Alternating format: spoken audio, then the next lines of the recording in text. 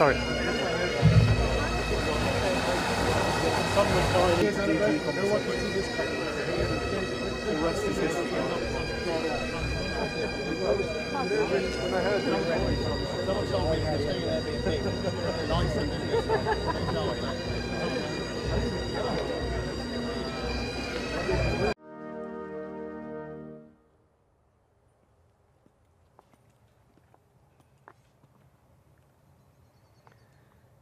At 00:15 hours on the 5th of June, 1944, General Eisenhower, Supreme Commander, Allied Forces, took the momentous decision to launch Operation Overlord, what we now call D-Day, the largest sea and airborne invasion the world has ever seen.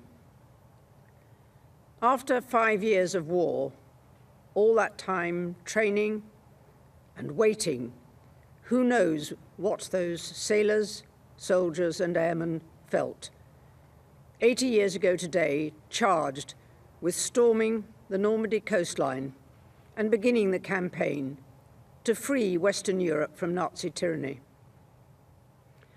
One of those sailors was my husband's uncle, Sub-Lieutenant Keith Simons, who, at the age of 20, was in command of 3 landing craft at Gold Beach in the first wave on D-Day. Recalling in his memoirs the evening of 5th of June, he wrote, "At last, it was time for our briefing. Our confidence was dented by predictions that casualties in the first wave were likely to be heavy. Everyone was quite subdued. But it was all very matter-of-fact. They were in those days. After supper, we sat around making light conversation and listening to the chaplain playing his violin. My cabin companion was a captain in the Green Howards, a charming man who had been a solicitor before the war. We talked about what he would do when the war was over. Sadly, he was killed in France only a few weeks later.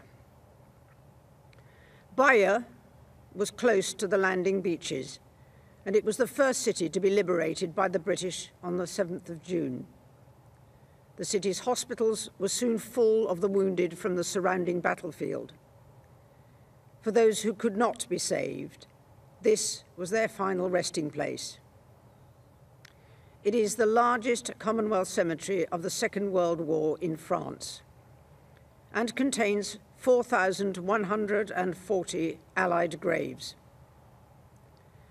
It is my honour as President of the Commonwealth War Graves Commission to continue to protect their legacy.